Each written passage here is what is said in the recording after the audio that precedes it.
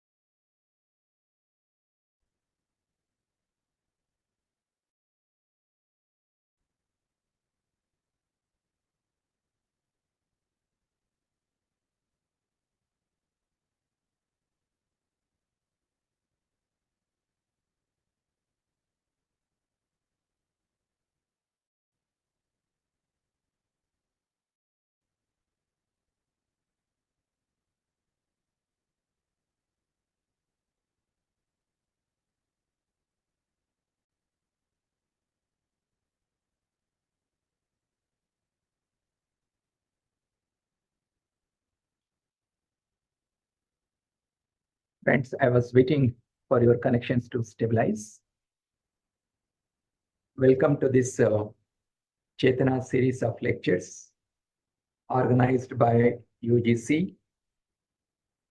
We bring experts in this Chetna series of lectures to speak about the best practices in higher education. Today, I see overwhelming response from across the country, and I even see some classrooms where students are sitting and watching this program. Many, many thanks to all of you. for your enthusiasm and interest in joining in today's Chetna series of lectures.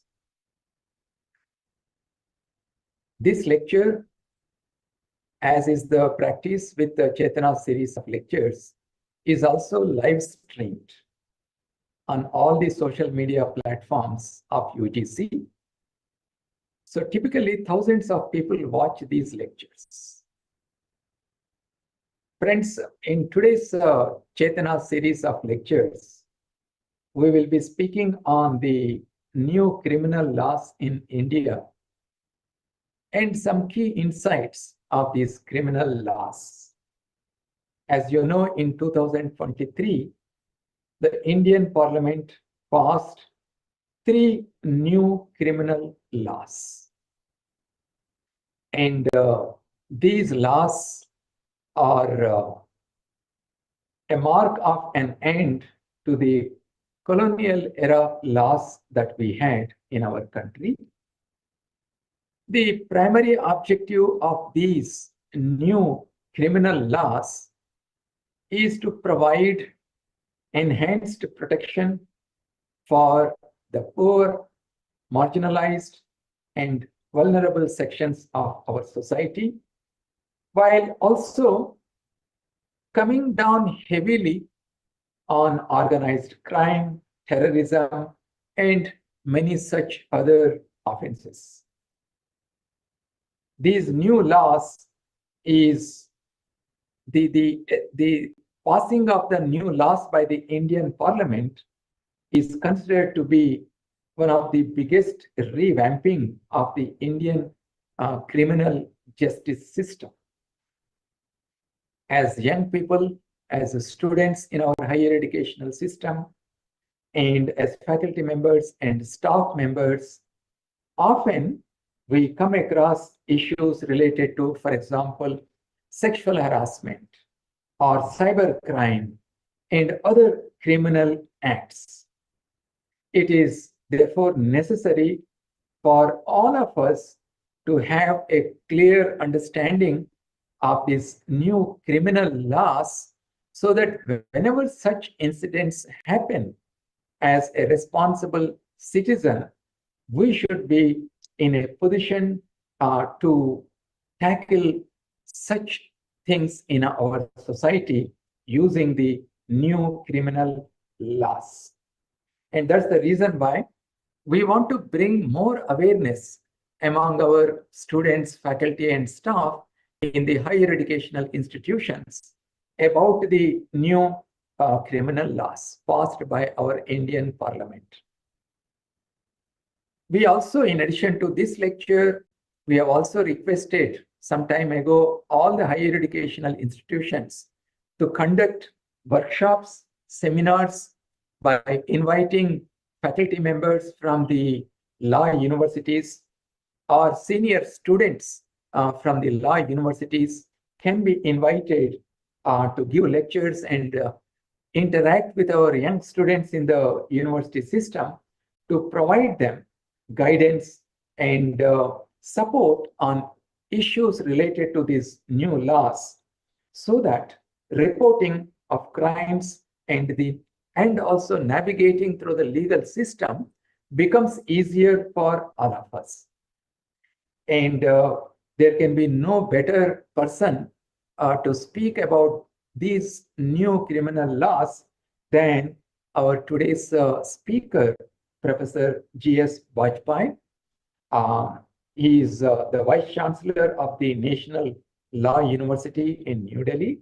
And in today's lecture, he will emphasize on the importance of knowing about these criminal laws and why these criminal laws were passed by the Indian Parliament. Professor G.S. Bajpai, we extend a warm welcome to you on behalf of all those who have joined us on our social media platforms and on behalf of UGC. Sir, please go ahead. Namaskar.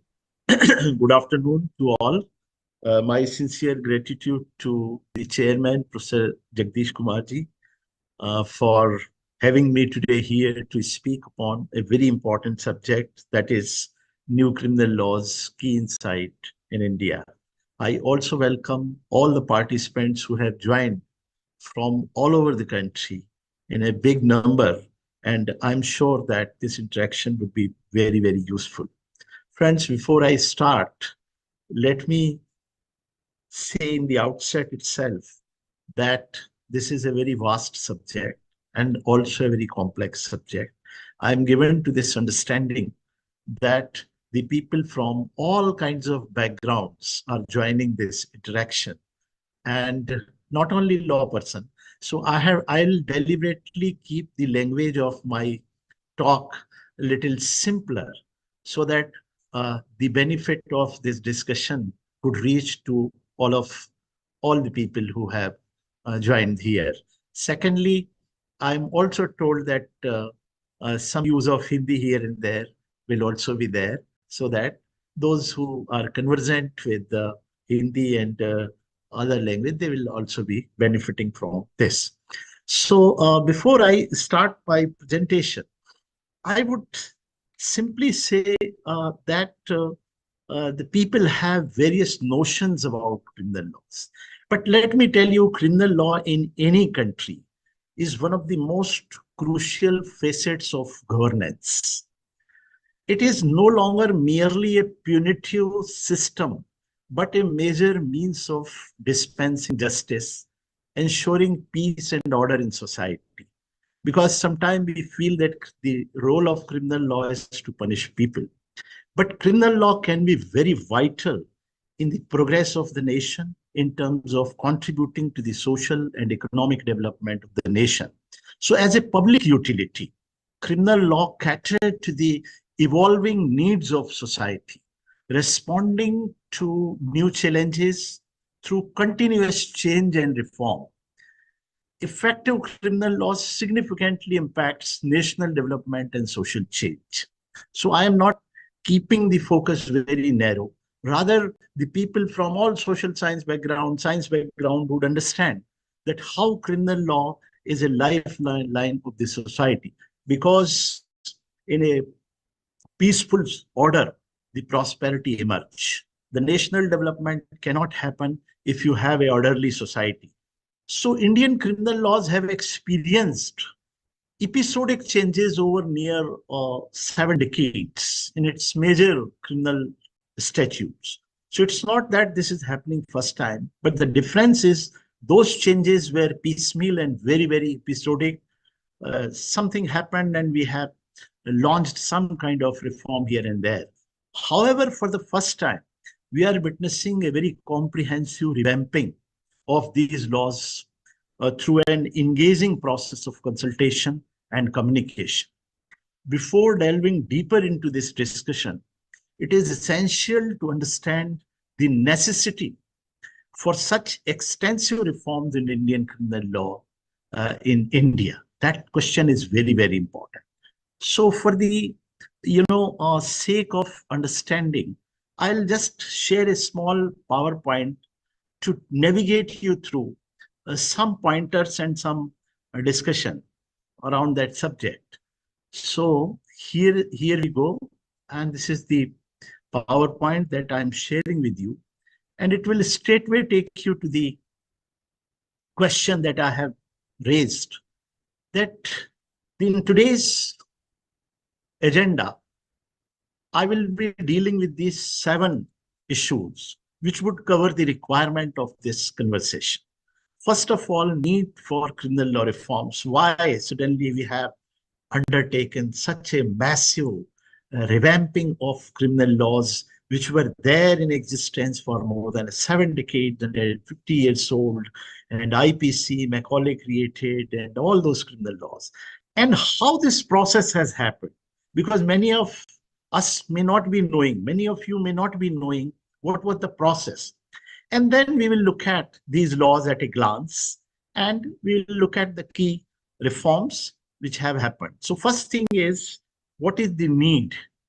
And when I take you to the need, I'll simply say that these laws were rooted in the extensive codification that was conducted in early 19th century, that is 1830, by the first law commission when it was appointed under the chairmanship of Macaulay.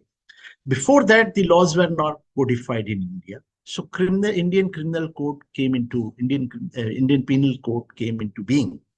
Although piecemeal changes were made to these laws over a century and a half, but the fundamentals remained the same. That is the whole colonial, backdrop in which we have been functioning so far, as far as the criminal laws were concerned. And despite these 76 years of independence, the laws reflected the socio-political belief and legal discourses of the colonial era. तो हम इसको ऐसे समझ सकते हैं कि जो पुराने कानून थे उसका एक संदर्भ था। वो संदर्भ ये था कि ब्रिटिशर्स उस समय चाहते थे कि जो भारतीय स्वतंत्रता संग्राम के जो कार्यवाही उस समय चल रही थी उसको किसी तरह से सप्रेस करने के लिए एक हार्श लॉ, लेकिन उस हार्श लॉ में कहीं ये बात नहीं थी कि न्याय प्रमुख बिंदु, उसमें पीनल कोड हमने बनाई थी, हमने जस्टिस कोड नहीं बनाई। अब हम उसको भारतीय न्याय संहिता कह रहे हैं। न्याय शब्द नहीं था, उसमें पीनल था, बिकॉज आइडिया वाज पिनिटिव, और ये 19th सेंचुरी की भी बात थी।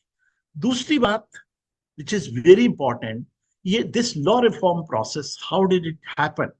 I wish to share that in 1919 and 20, this process was initiated by the government of India, and they wanted the comprehensive reforms. And I am telling you, I am congratulating, and rather I am acknowledging this publicly, that never before in the history of this country, no government has approached for the law reform process in this democratic way, whereby a lot of stakeholders were invited to make suggestions. So the government requested law universities and various police academies and all kinds of groups to give some input so that a framework of change for these laws could be evolved. It is in that context, a committee on reforms of criminal law was constituted. And I am very happy to share that I have served as a convener of this committee on criminal law reform. And we have gone through the process of a competition where we have made presentation, and our presentation was accepted, and this committee was constituted by the government of India, consisting of members and a very huge research team consisting of 60, 70 people. And on 4th May, this committee was functioning, constituted under the chairmanship of the Vice-Chancellor of the National Law University, Delhi. And that was the COVID period. And you can imagine that the task of consultation, going out, and all those things were very difficult. But it was a daunting task which was undertaken by a very dedicated group of people, guided by the government. And we have embarked upon a very exciting journey of undertaking those spectacular reforms that you are witnessing now in the forms of these 3 very distinctive laws. So the committee had a mandate to suggest a criminal law reform which should be principled, because this principled word was never there. And I will also take you to a very small context. When earlier criminal laws were made in 1833, Constitution was not in existence. So therefore, no constitutionality question was involved. Now we have a constitution, we have an independent judiciary. Therefore, laws ought to be principled, effective, and efficient. So these 3 keywords were guiding the whole journey to ensure that the individual and community get benefited from the process of law reform. And constitutional values are to be kept on top, and values of justice, dignity, and inherent worth of the individual. So this was the little context about the process. So I have said about the need for criminal law reform and the process. Unfortunately, we don't have much time, because the task that has gone in 2 years cannot be really summarized in a few minutes. So this committee has submitted its report to the Home Ministry of Home Affairs in March 2022. As many as 158 deliberations were took place at our level with the stakeholders, and even several times more than these deliberations, which took place at the level of the government in terms of consulting the key stakeholders for drafting these bills.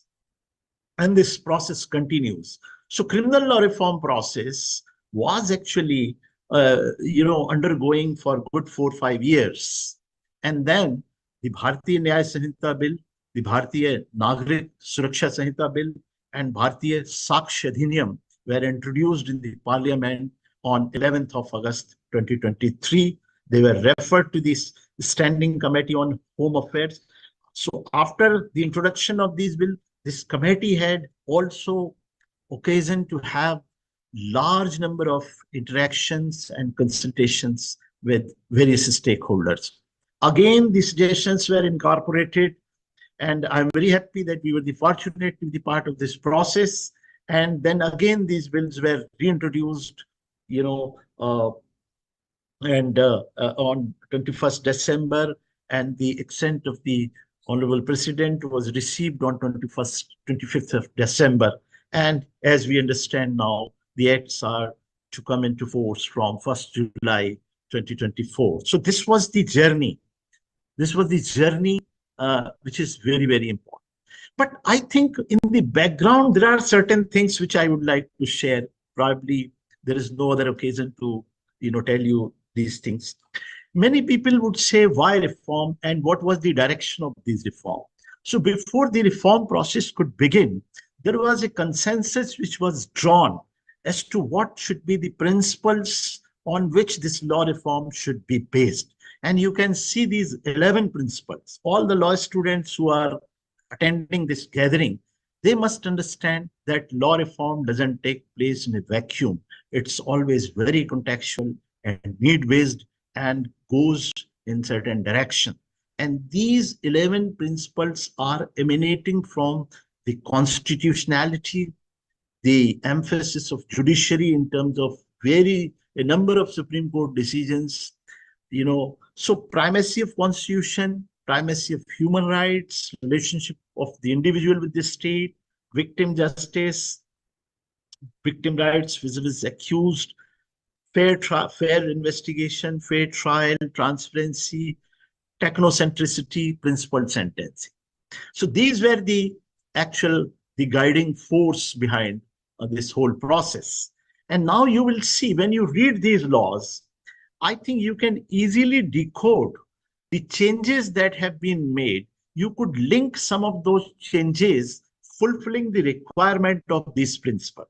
तो आप ये देखेंगे कि अगर एक principal यहाँ पे बताया है कि individual worth is very important, तो इंडिविजुअल राइट्स को एक बहुत ऊंची प्राथमिकता पे रखा है. और इसी तरह अगर आप देखें कानून में अगर कोई संशोधन किया गया है तो इस लिहाज से किया गया कि जो व्यक्ति है, जो स्टेट के सामने खड़ा हुआ है पूरी प्रोसेस को फेस करने के लिए, कहीं उसके राइट्स पे कोई समस्या प्रस्तुत ना हो, और अकाउंटेबिलिटी सिस्टम किस तरह से बनाया जाए इस पे भी बात की गई, और विक्टिम के राइट्स किस तरह हो इस पे बहुत बात की गई. मैं आगे इस पे आपसे चर्चा करूंगा. Now we will go one by one to get those key insights for which we are gathered today. To start with Bharatiya Nyaya Sanhita.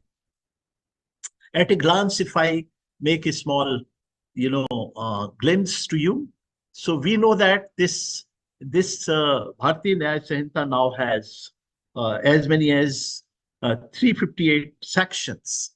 Earlier, it used to have 11 sections.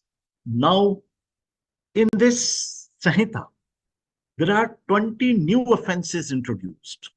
There are 19 provisions which have been deleted after long deliberations. And there are 33 instances where the punishment has been increased, because we wanted a system which should definitely invoke some kind of effect in the society for compliance. Fine. These British era laws were having the quantum of fine very, very less. Now this has been enhanced in 23 offenses. And thereafter, new punishment scheme has been introduced. chapter have been reorganized, and rechapterization has been done. So in next 2-3 slides, you'll see how this has happened. And in case of, so I'll come back to this slide again, but before moving ahead, I'll also take you to Bharatiya Nagrik Suraksha Sanhita, in which the update or the change has happened on major 8 fronts. What are those 8 fronts? First is the technological updation and advancements. Second, significant changes have been introduced in the law of arrest, law of bail, reorganization of prosecution system and reform, sentencing reform, victim justice provisions, introduction of provisions relating to speedy justice, and impetus to forensic science. So these were the main, changes along which we will discuss the issues. Now I'll come back to Bharatiya Nyaya Sanhita to just take you little deeper into it in very simple language. So these were the 6 very important areas which you can easily see in terms of the changes which are now happening. So first of all, you see there was a lot of discussion around the provision of sedition under the erstwhile 124A IPC. Now, I remember my discussions in the committee. I was of the opinion that since there is no longer any kingdom or any emperor, so the term Rajdroh or sedition is no longer relevant. Because even if somebody does some harm to the state or to the government or to any system, he is not essentially targeting the emperor or Raja. He is actually indulging into a subversive activity against the state. Therefore, you will find under section 152, any act that endangers the sovereignty of the state in terms of affecting the unity and integrity of India. So now India has been placed here rather than any state or any emperor. And this introduction of 152 is actually, it replaces 124, and now the punishment is up to 7 years. Now, you must have heard a lot about mob lynching, the instances of mob lynching. In our IPC, the term mob lynching is not defined nor it is covered. Now, this BNS under section 103 subclass 2 clearly covers the instances of mob lynching where any person who indulged into the commission of any kind of act which actually affects the provide any kind of danger or commit murder on the grounds of race, caste, community. This would be punished with the punishment of, I think PPT is not, now it must be, it is now punishable with death or imprisonment for life.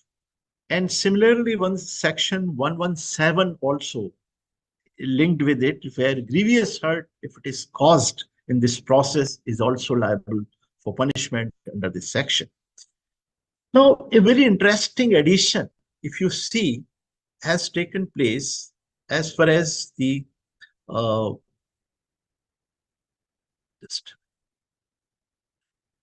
yes. So,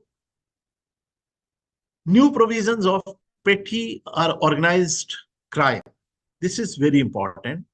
Not new provision for organized crime. So any person causing death will be punished with, death or imprisonment for life, liable for fine for 10 lakhs. In any other case, he will be punished with imprisonment for 5 years and may extend to life. Now, idea of introducing organized crime and petty organized crime under section 112 is a great, initiative. because these crimes are also becoming very common. Especially, this is very insightful to understand the introduction of petty organized crime. What are those petty organized crime? We see these crimes happening very often in the community, but they were not covered. They were being covered under normal provisions of IPC. But now, for instance, any act of, theft, snatching, cheating, unauthorized selling of tickets, unauthorized betting, gambling, selling of public, examination question paper, or any other similar criminal acts which is committed in an organized manner would be covered now under IPC. It was not there. So I think it provides a great avenue to deal with these crimes strictly. Similarly, you see the provisions relating to terrorism. Now, terrorism was being dealt under UAPA Act separately.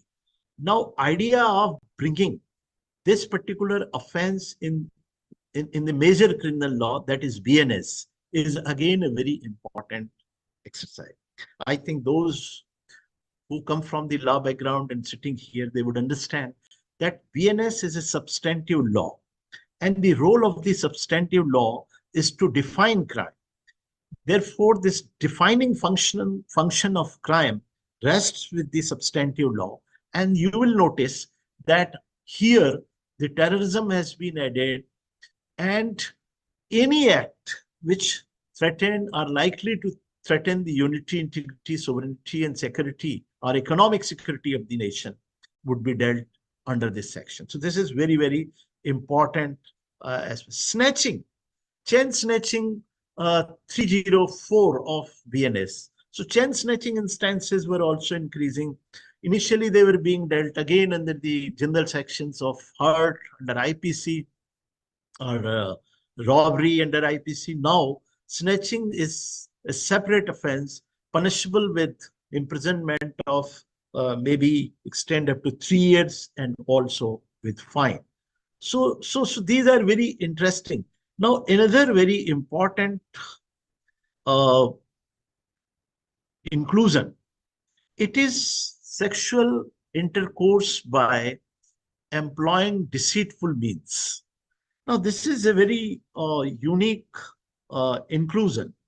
Earlier, this particular crime was limited to the offense of rape, where consent was sought through deceitful means, and it was restricted to only those instances. So, like for instance, you have the media, what media calls love jihad cases, where essentially the person from two different community to be there to cause the act of love jihad, where some deceitful means are employed to lure a person or to entice a person. Now, all those things have been given away. And in any circumstances, any deceitful method is employed, section 69 would be attracted, where this offense is punishable with imprisonment up to 10 years. So under any circumstances, if any kind of deceit is produced to cause this, and this sexual intercourse would be liable for punishment under this section. अब मैं आपको थोड़ा सा इस पे ले चलता हूं, जहां हम मॉडिफिकेशन देखें कि मॉडिफिकेशन क्या किए गए, क्योंकि बहुत से ऑफेंसेस सारे बदलाव नहीं किया गया है। बहुत से लोग सोचते एकदम नया लॉ हो गया है, कुछ नए प्रावधान जोड़े गए हैं, कुछ जो एग्जिस्टिंग प्रावधान थे उनमें कुछ चेंज किया गया है। तो यहाँ कुछ चेंजेस किए गए हैं, वो बड़े इंटरेस्टिंग। जैसे मैंने आपसे अभी कहा था कि इसमें करीब करीब 358 सेक्शंस हैं जो 20 चैप्टर में है, और पिछली जो हमारा आईपीसी थी उसमें करीब करीब 23 चैप्टर में हमारे 511। इसका मतलब है आईपीसी को बहुत कंसाइज किया गया, और कंसाइज करने का अर्थ ये है कि इसमें हमने एक स्पेस देने की कोशिश की है कि किस तरह से क्लैरिटी से इसको दें। इसमें चैप्टराइजेशन बड़ा इंटरेस्टिंग है, मैंने दूसरे पॉइंट पे लिखा है चैप्टराइजेशन।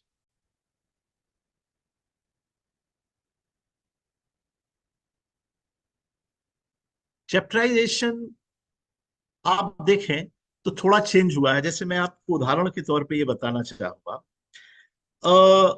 जो offences against women and children है, उसको एक सेपरेट चैप्टर में हमने रखा है, chapter number 5। What does it mean? It shows the priority of the government or priority of the state to emphasize the crimes which are committed against women and children. You would be surprised to know that in the IPC, there was no chapter on crime against women and children. Rather, these offenses were clubbed under a single chapter called Offenses Against Human Body. Now, by this rechapterization, a new emphasis and a new intent has been provided in terms of prioritizing these offenses to deal with this in a very stern manner. So therefore, this new chapter is there, which is chapter 5 of Bharatiya Nyaya Sanhita. Now, there are other regroupings. I am not going criminal breach of trust. They have been clubbed together. I am inclined to attract your attention on this gender neutrality. What is this gender neutrality? Because in the earlier version of IPC, a number of offenses were only limited to be committed by a man against the women. Now, those offenses have been made gender neutral, especially the offense like using criminal force with the intent to disrobe a woman, or voyeurism, or procurement of any person. So all these offenses have been made gender neutral, and you will see that this change has been effected to make the laws more and more, gender neutral. You must have seen in the newspaper, there was a lot of hue and cry on hit and run case related matters. Now, where a driver escapes without reporting the same to the police, though this provision is yet to be notified, but I think this is also going to be, because we have given a graded liability principle, that if a driver, instead of running away, comes voluntarily and report the offense to the police, would attract lesser degree of punishment than one who escapes. Now, deletion. There are certain deletions of the offenses which are also very, very important, because I have just mentioned that the offense of sedition under section 124A has been now deleted, and I need not to give you the background, but there were certain accusations that this provision was being misused number of times, and there was little vagueness in this provision, and already the Supreme Court had given a very clear version on this. Therefore, this has been deleted in the VNS now. Section 377, dealing with the unnatural offenses. Already we know in Navtesh Singh Jauhar case, the Supreme Court has given the verdict, and now this stands deleted. Attempt to commit suicide has also been deleted. Now, I'll come to a very interesting part of this discussion, because IPC, I said, or the substantive law, is meant to define the crime and also to prescribe the degree of punishment. The scheme of punishment in our laws is such that they are on a scale. So there is a minimum sentence, there is a maximum sentence. Here, the point number 1 will attract your attention, because I'm saying there is an introduction of mandatory minimum punishment in 23 offenses. These offenses are basically organized crime, terrorist act, theft, dacoity, and many other. Now, you will ask a question that why mandatory when the punishment is on a scale? So this is the discretion of the judge as to how much punishment is to be given to the offender. But idea of providing mandatory minimum punishment in certain offenses is to convey the intolerance to those offenses on the part of the state. Means we are very clear that if somebody is found to be indulging in XYZ act, he would minimum attract this much punishment. So this is called the minimum mandatory. This is again a very different kind of thinking to make law little stricter in certain cases. Now, enhancement of punishment has also taken place, because we know that the punishment for good years has never been, increased, and we were continuing with the same quantum of punishment. Now, increasing the punishment is not a routine function. I always say neither the introduction of crime is a routine function, nor prescribing a punishment is a routine function. This is not the occasion, but the criminal law scholars would understand that the principles of criminalization are actually in the backdrop of all this discussion through which we decide. But here, enhancement of punishment has happened. Now, enhancement of fine has also been brought in as many as 83 offenses, such as voluntary act of endangering life, personal safety, assault, and other kind of offenses. And last is most important. The student of law must understand the introduction of community sentence. Now, those who are the student of criminology and criminal law will understand that in many countries, instead of sending the people to the jail for petty offenses, the idea of community sentence has been introduced. We have as many as 5 crore cases pending in our courts. The occupancy of prisons goes up to 68 to 70% in certain cases. There is no room in prisons to accommodate prisoners. The under trial prisoners are, as I have said, 65 to 70% in most of the jails. Now, in such a situation, the justice would be denied if a person is kept on waiting for the trial to happen. And therefore, new forms of punishment have to be imagined. And VNS introduces very subtly this community sentence. And I'm sure that the combination of community sentence and summary trial, which is provided in, I'll come to summary trial in CRPC, procedural law. I think this combination can prove to be very vital in next 5 to 10 years for this country. If invoked effectively, this provision would be in a position to actually mitigate a large number of cases which are choking the process of criminal justice. So in any situation, 30% cases can be dealt.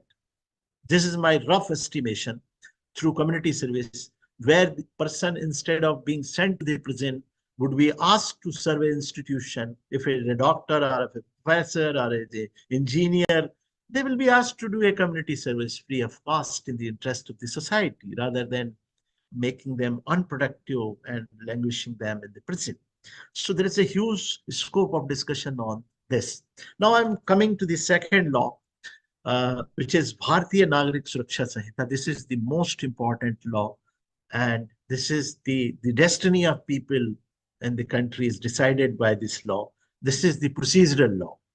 Now, you must have read that a lot of discussion in the media has happened. But I think, friends, we are living in 21st century era, which is marked by the emerging technology onslaught. We are living in an era where AI is now about to come and dominate a number of engagements, or human engagements, professional engagements. Now, law and criminal justice system has always been very, very conservative as far as technology is concerned. It has never responded very efficiently and effectively to the technological developments which were happening.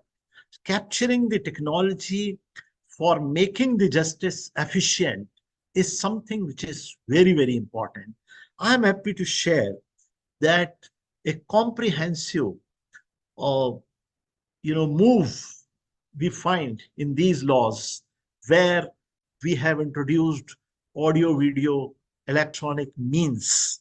And we have not only introduced, we have defined that what would be the electronic communication, because this terminology was absent in the previous version of our laws.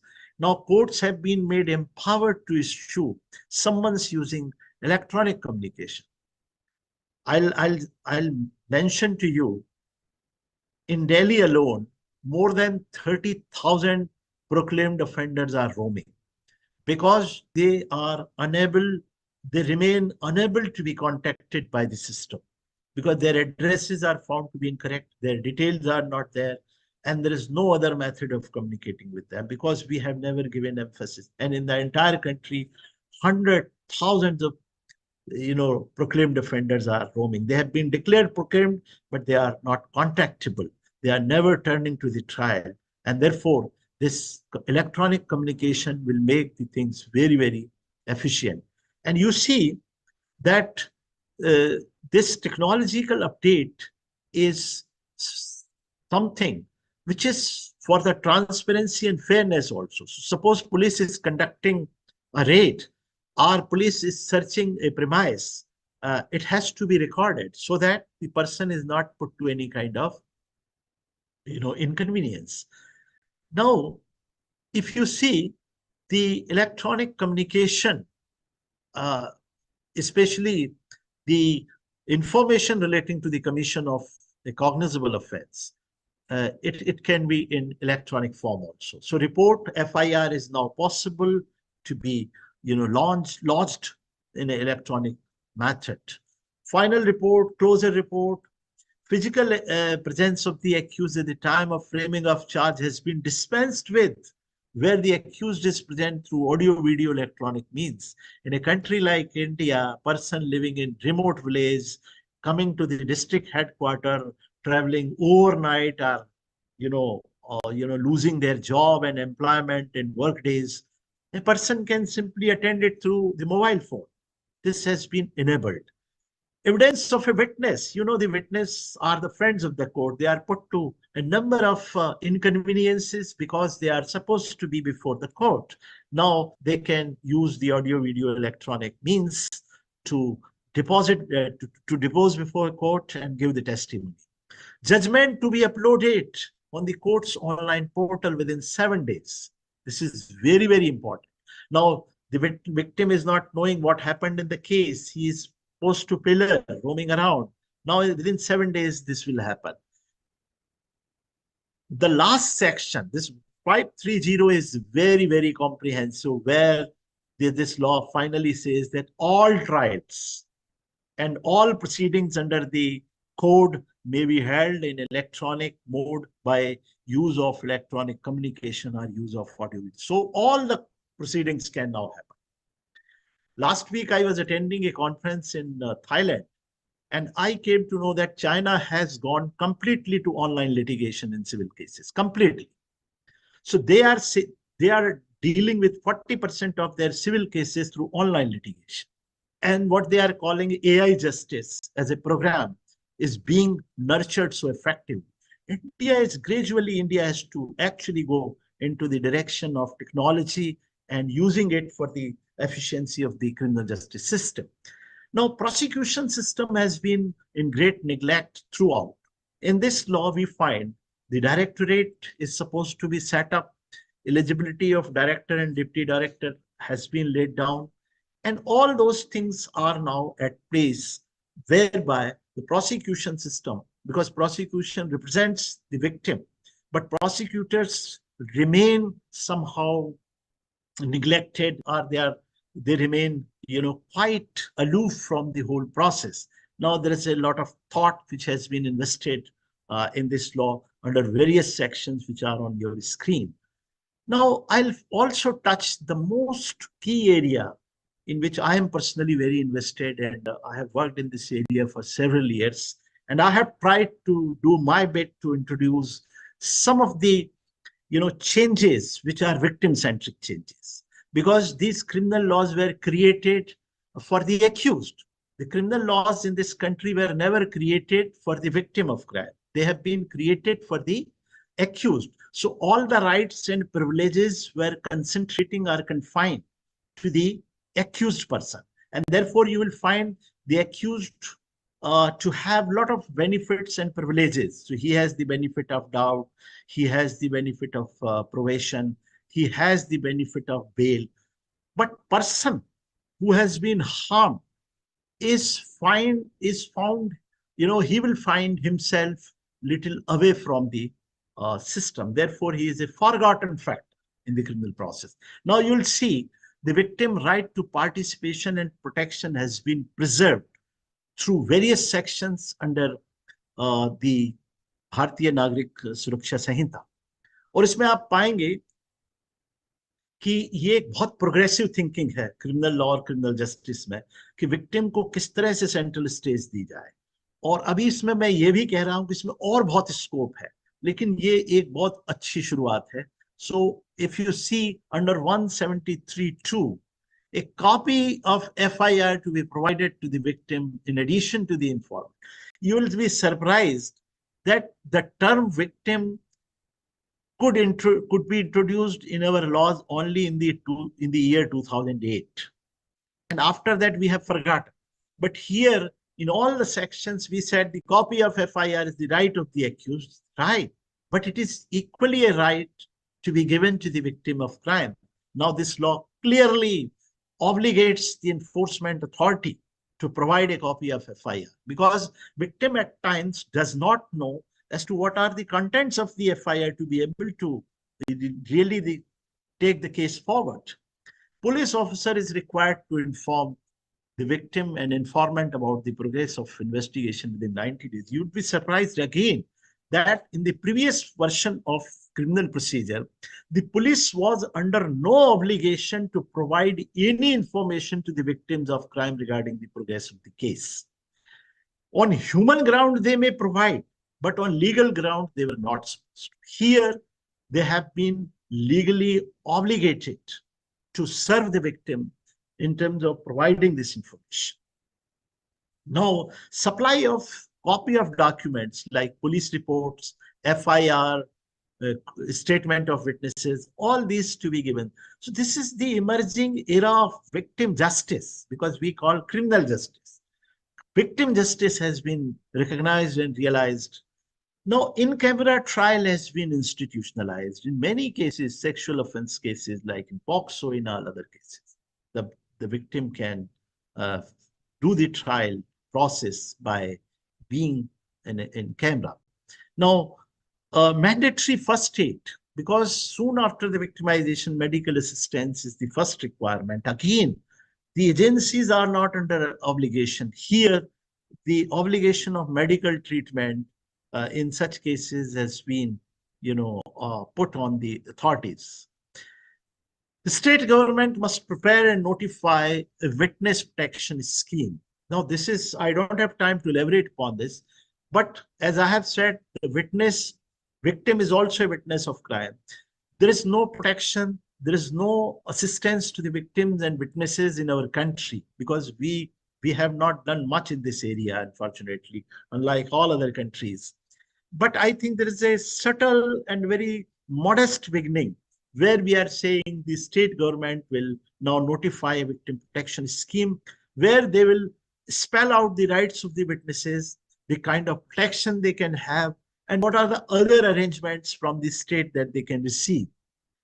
And the second most important thing is speedy justice, because we all know that the justice in our country goes very slow and a lot of cases are pending. Now, what has been done? This is a very bold step.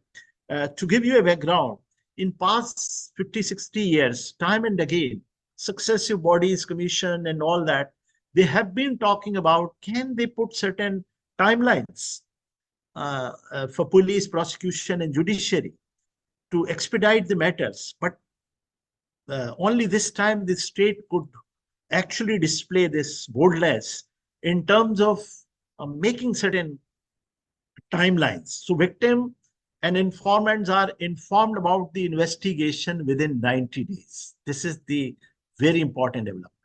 Initiation of trial in absentia against proclaimed offenders within 90 days.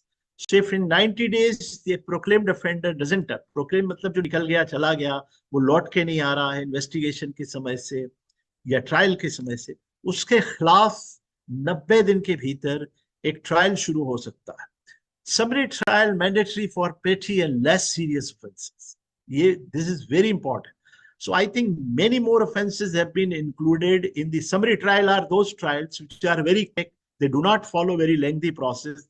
So what does it mean? If you are adding more and more cases under the bracket of summary trial, it means you are expediting the justice to be able to dispose more and more cases.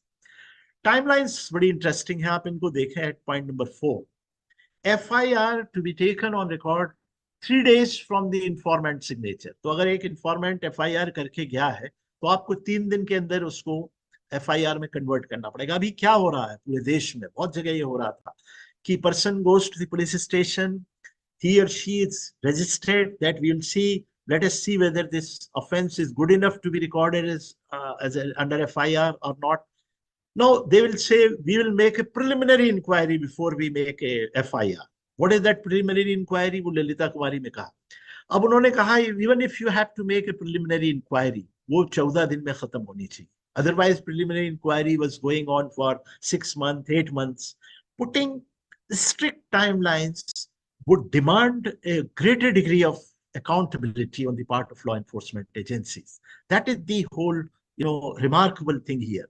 Supply of police report documents. So वो कभी देते ही नहीं. आप कभी भी, even if you are lawfully in full right to have these reports, you would be, asked to wait for some period for this reason or the other. Here, 14 days.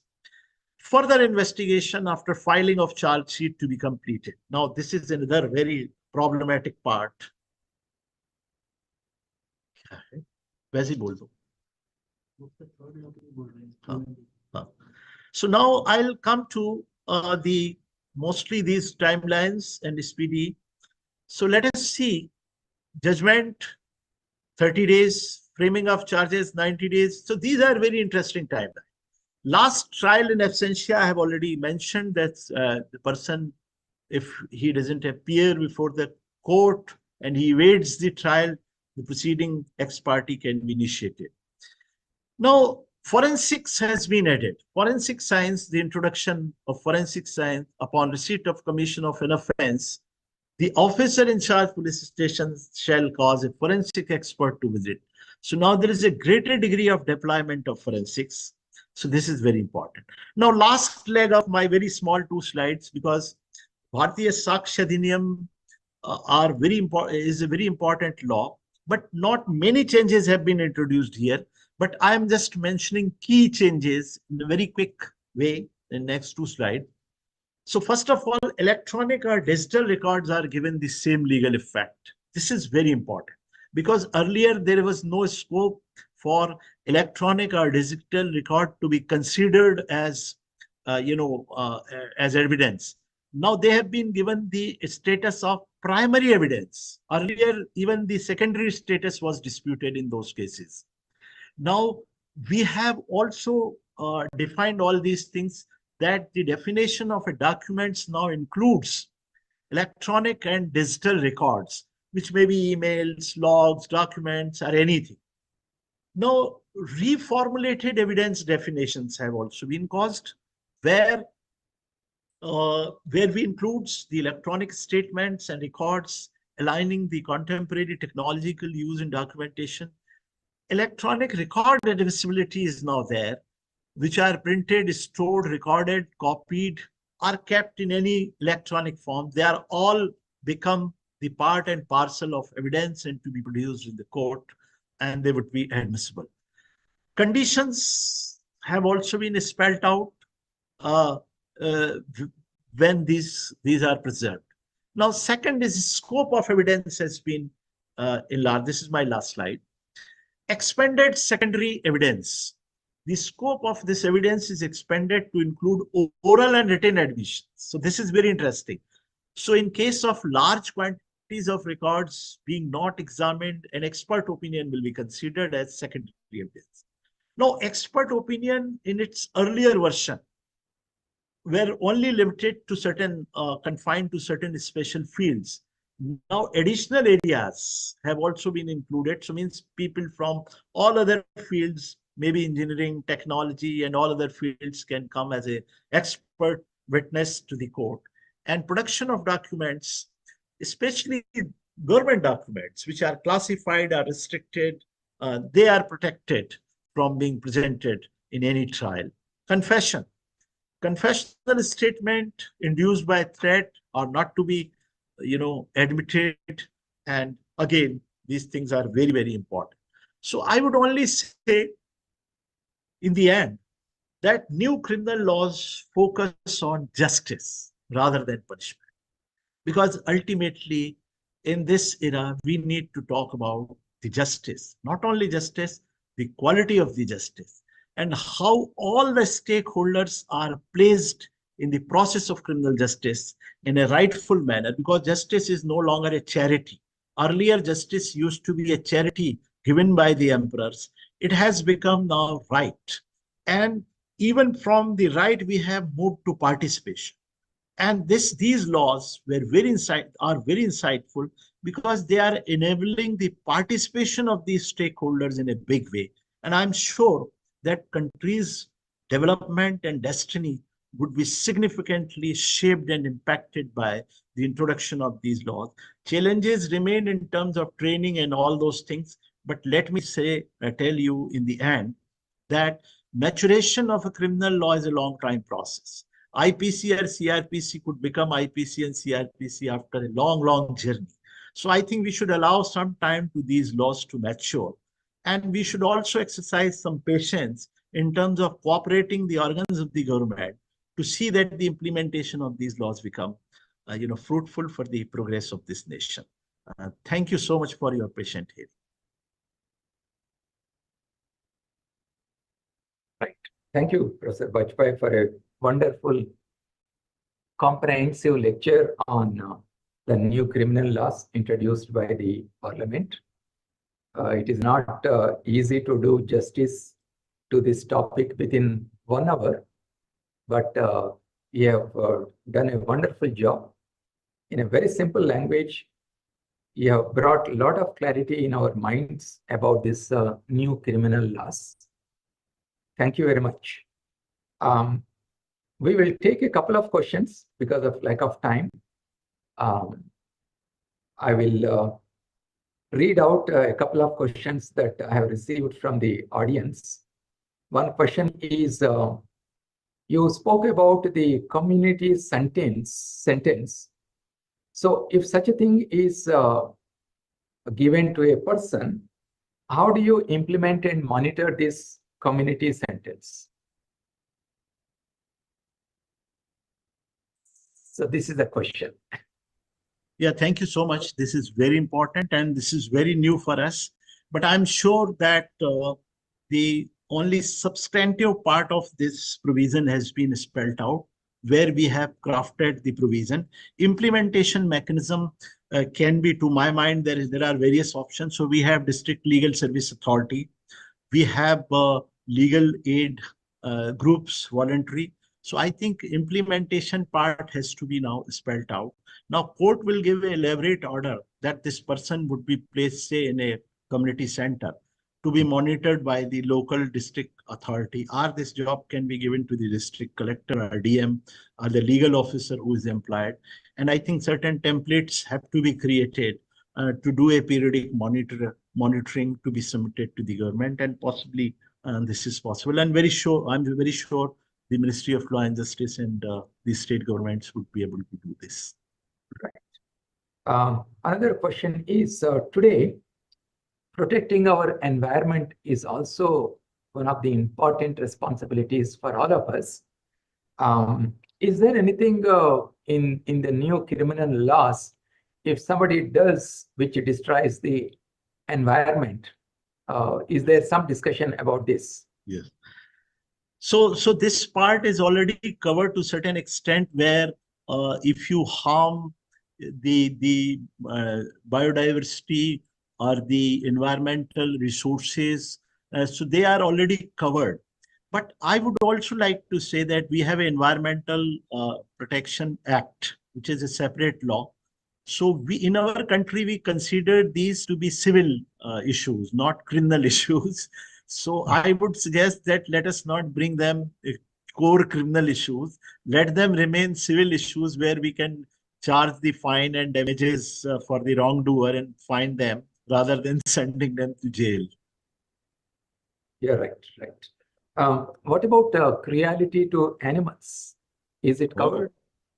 Yeah, so cruelty to animal is covered already to very restricted degree. But again, we have a law, protecting the animals from any kind of cruelty. So there is a special, that is called the special law. So animal cruelty is very well protected under that law. Let me give that this VNS is a general major criminal law. So local and special criminal laws are taking care of various local and special issues such as juvenile, women, animal cruelty, environment. So I think a specific law are the what we call minor laws in legal language. They will take care of that. Right, right. So one last question. In view of these new criminal laws, what kind of training should the law faculty have to effectively teach these new laws to the students? This is a very good question. I would suggest, I have said in the beginning, that your teaching must emphasize the principles of criminal law more rather than instrumental aspects of criminal law. You try to convey what are the principles on which this criminal law reform has taken place, or for that matter, what are the core criminal core principles which are in the in the backdrop of these reform. So I have spelled out 11 principles of criminal law. I think if you start discussion in your class, because the laws have been captured from those principles, there are broader principles on which we have a consensus. So we have a consensus that human rights should be protected. We have a consensus that primacy of the constitution need to be protected. Now all law will flow from those broader principles. So principles are very important. So I would suggest that the criminal law teachers must start doing a very intensive, substantive, and critical criminal law training. Critical means critique. Why we are having these laws? Because you have to critique the earlier version of the law. Right. Just one more question has come. While many of these laws may be relevant to India, are there some points in these new criminal laws which could be applicable in other places outside India also, for them perhaps to refine their own laws? Yeah, so every law is territorial, specific. Because this law is basically for India, we can try people or deal with the people who have committed crime here. But I think you know that we have certain extraterritorial jurisdiction in certain cases where we have treaties with other countries where we can, make the arrest, get the people arrested and import them and try them here like any ordinary offender. So that type of arrangement was already there before. So probably that will still functional. There is no new change which has been, affected as far as these laws are concerned at this stage. Right. Very nice, Professor Bajpai. Thank you, It was sir. a wonderful lecture, and Thank it you is so much, sir. quickly watched across the country. Even in the classrooms, the students are sitting and watching your lecture. And this video will be available in all our social media platforms. Please do inform your friends. Please do tweet this talk in your social media handles so that more and more people can watch and benefit from this lecture. So with those comments, Professor Bajpai, with your permission, we would like to conclude now. Thank you so much. Thank you, everybody, for joining. My pleasure. Namaste. Namaste.